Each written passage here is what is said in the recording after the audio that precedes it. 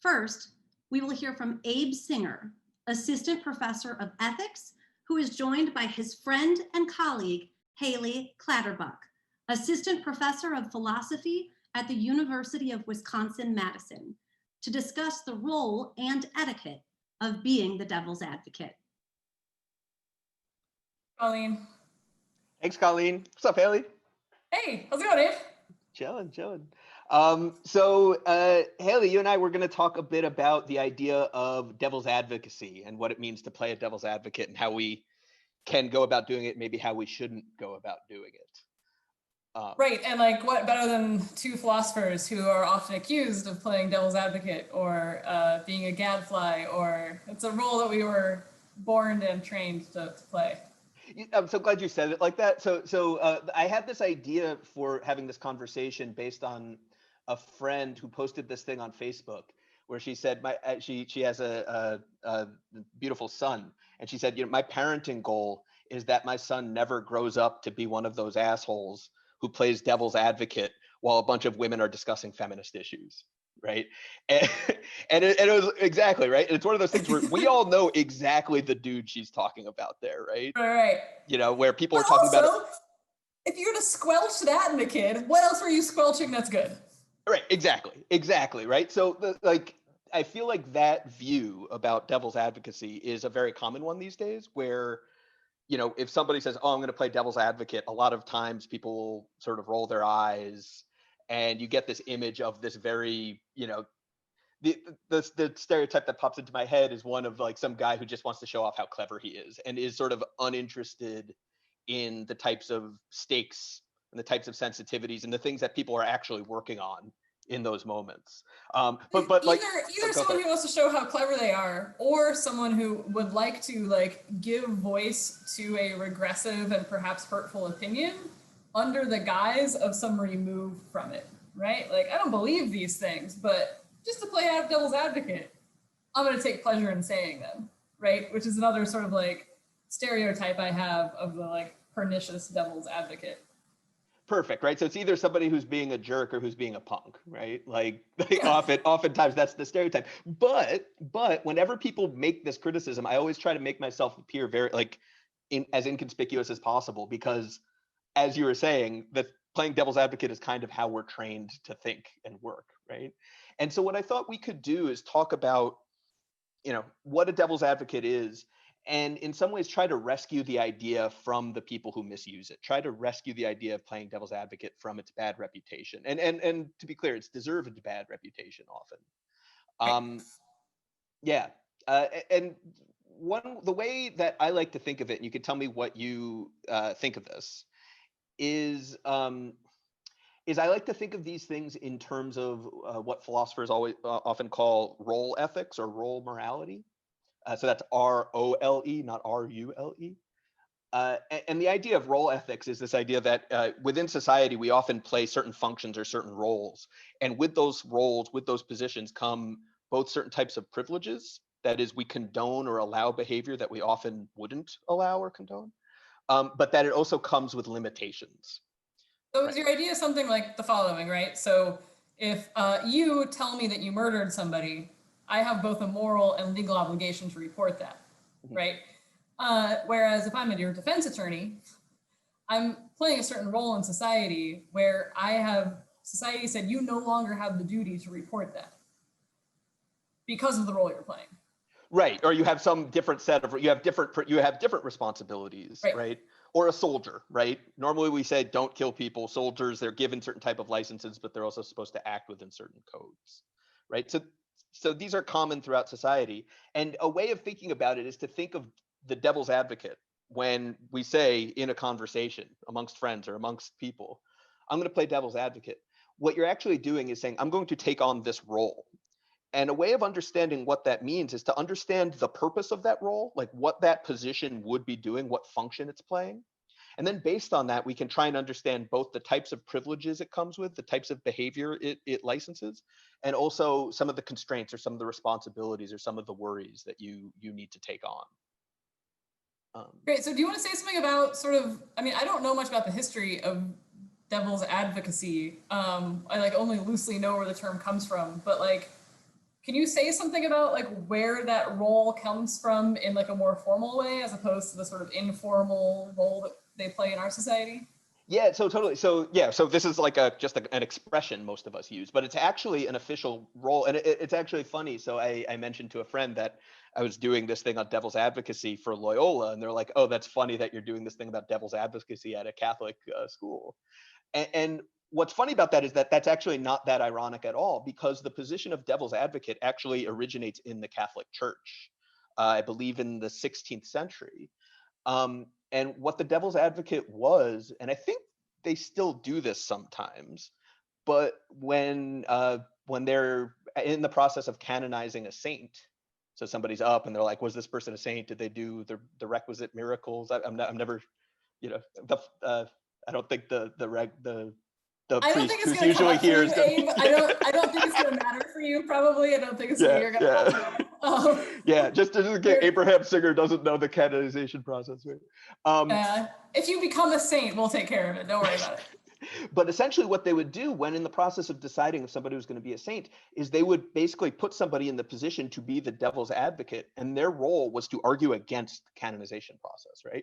Was to say, no, those miracles weren't actually attributed to that person. Actually, he was kind of a jerk. Like, we shouldn't be, this dude isn't a saint, right? They said it more eloquently and in Latin, right? But that was the and so what's interesting there is the devil's advocate was a Catholic position, a position condoned by the church, precisely in order to produce some sort of outcome that they deemed was helpful, and in a way where they saw that position as necessary in order to produce that outcome. You know much about sort of like what outcome they were trying to produce, right? So what's the function of the devil's advocate was, right? So you could imagine that the function was something like, we just want to make sure only real saints make it through sainthood. And so hearing sort of an argument against it would be one thing. Another could be like, we need to have someone to serve this role so that you don't have an abuse of the, right, the sainting process, right? Mm-hmm. That someone who wants to sort of present someone up for sainthood knows that they're going to be faced with a challenge, that they're going to have to justify their decision. Yeah, it's this really fascinating instance of incredible sort of epistemic humility or modesty on behalf of the Catholic Church at this time, which was not necessarily its strong point, but was recognizing that we are fallible, that these institutions are run by people, and people are prone to error, and not only error, we're prone to bias. And so it was this idea of saying, like, look, in the process, if somebody's up for sainthood, we probably like them and think highly of them. So we're probably not going to be thinking terribly objectively. So let's put a person in the position to just dig up the dirt that we're not going to dig up, that we know we aren't going to be prone or really, that we'll even want to do, precisely so that we can be sure we get this right. Great. So yeah, I guess one question is sort of, given like that's the initial role and why it existed, and maybe we can start by thinking, like, in society today, like when we're not putting up people for sainthood, how should we sort of adapt that role of devil's advocacy for the conditions that we find ourselves in? Yeah, and this is really where I wanted to ask you about this, because you're one of the things that you do is you do philosophy of science, which is a field that I am fascinated by but know very little about. But one of the things that philosophers of science tend to be good at is understanding sort of the process of coming to know things, what it means to how we discover truths or how we don't discover truths, and the various aspects of this. And so I guess the question is, why do we need this sort of function? So, we could ask it in terms of the Catholic Church. Why did they need it way back when? But also today, why would we want to replicate something like that? Why would we want to have somebody ask, by definition, annoying questions, right? Like when somebody plays devil's advocate, what you're saying is, look, I don't believe this, but I'm going to argue this, and I'm going to try to win this argument on behalf of a view I don't even believe. That, like, usually that's like a jerk move. So why would we want that sort of thing? What role? What reasons would we want for that role? Yeah, well, so thinking about, right, the analogy of the devil's advocate, if the Catholic Church's goal is to say, we only want to beatify people who are genuine saints, we need someone to be a counterpoint that tests us, right? That makes sure that we've paid attention to all the evidence. And there's sort of a really structurally similar problem in philosophy of science, sometimes goes under the heading of scientific realism, which is the question of, should we believe that our best theories are literally true, right? So on the one hand, say we've got Einstein's theory of relativity right now, and we're like, that's great. Like, it's the best theory we've got going. We believe it's probably true. And on the other hand, you can point out that for thousands of years, every single one of our best scientific theories has turned out false, right? So there's this tension between wanting to believe our best theories and knowing that we're fallible. And so in this, so to answer the question of, should I believe that, say, Einstein's theory is true, it seems to be a function of two things. One is, like, what is our evidence and what does our evidence favor, right? Which of the theories? And then the second thing that people tend to pay less attention to is, and have we thought of all the theories? Because even if your evidence, like, best supports Einstein's theory, there might be a theory lurking over here that we haven't even come up with, that the evidence would support even more strongly. And so this is called, like, the problem of unconceived alternatives often, is that sort of the biggest challenge to being justified in believing our scientific theories is the fact that there might be a truer, better theory that we haven't even come up with. And sort of being aware of unconceived alternatives, I think, is something that scientists sometimes can be really good at, but oftentimes it's the annoying scientists who are good at it, right? Like, Einstein was an outsider to a certain extent, right? And was considered sort of like going against sort of like scientific orthodoxy. But in the scientific case, we can understand why devil's advocates are so good. So one thing they can do is to say, well, you've thought of hypotheses X, Y, and Z, but I've got hypotheses A, B, and C that, to play devil's advocate, we should consider some possibilities that we're not taking into account, right? So to expand the epistemic space. So that seems like one thing that the devil's advocate can do. And the second thing the devil's advocate can do is say, like, is the evidence that we have, does it really support the theories that we've taken it to support, right? Like, let me, like, reconsider, like test this claim that our evidence, like, really supports Einstein's theory. Let's examine that reasoning to see if, in fact, our evidence might favor somebody else. Good. So that's really interesting. So if I got this right, the idea is something along the lines of, the way we would come to affirm something as true or correct broadly, or more true or more correct than some other alternative, is based on A, what we can observe, right? The evidence. Do our observations or observations of others support this explanation? And B, is this explanation sort of an elegant one? Does it make sense? And does it fare better than other explanations? Now, the question that maybe arises is, okay, that makes sense. It makes sense that we need to overcome that problem. But why do we need something like a devil's advocate? Why can't we just sort of think hard enough out of this problem? Like, why do we need a designated jerk? Like, why can't we just do it ourselves? Does that make sense? Yeah, absolutely. So this is one thing that, right, so Thomas Kuhn in The Structure of Scientific Revolutions, one of the most famous books in the history of philosophy and history of science, he kind of says, right, that, like, a working scientist that's, like, say, working on Einstein's theory, in order to do their job well, has to be so invested in the theory that they treat it as if it's true, right? They can't always be questioning. To actually make progress on a question, you have to take it seriously and think, I've got a good shot of answering it in the way I know how. So there's this tension between being able to be fully invested in, like, making progress on something, and also having the sort of objectivity to say, like, nah, I don't know if that's true, and question the foundations. So Kuhn kind of argued you need someone from outside your paradigm to question it, because people within a paradigm are so motivated to sort of solve things in the way they know how, right? And they're also sort of so trained and inculcated in that it can be really hard to see alternatives. Right? So, it's inertia, right? People are invested in the things that they know and resistant to change. Right. So in some ways, it seems like what you're saying is both psychologically and sociologically, in order to accomplish great things, sometimes we kind of impose a self-imposed tunnel blindness on ourselves, right? That we're sort of, okay, I'm going to focus on this and work as if this is true. I'm going to be working within this area. And because of that, we don't look over here. We don't look on the other side of the tunnel. And that's enforced by, so the scientific community, we work according to, and I think it's fair to say when we say science, we mean it in the broadest sense possible right now. But it's also, so socially, we're encouraged to look at it this way. But psychologically, we're also not very good at noticing our weak points, right? We're not very good at noticing that we're not paying attention to certain types of evidence. Absolutely. There was this old story that Kuhn tells, which is that sort of Europeans had this view that the heavens were unchanging, right? That things change on Earth, but the heavens stay constant. And so when they looked through telescopes, they didn't notice that there were like comets and asteroids and stuff like that. And Chinese astronomers who didn't have that same theory looked through the same kind of telescopes and saw all sorts of things that the Europeans didn't.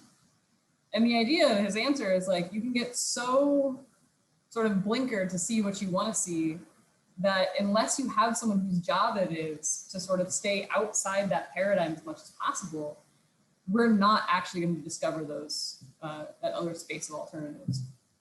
Okay, so this is awesome. So Rick just gave us a 5-minute warning. So maybe we could start getting a little prescriptive here. But so basically, tell me if this makes sense. A way of maybe thinking about what a devil's advocate is a role where somebody takes on, where we encourage them to take on views they don't believe, and that we actually might find like disagreeable morally, scientifically, whatever.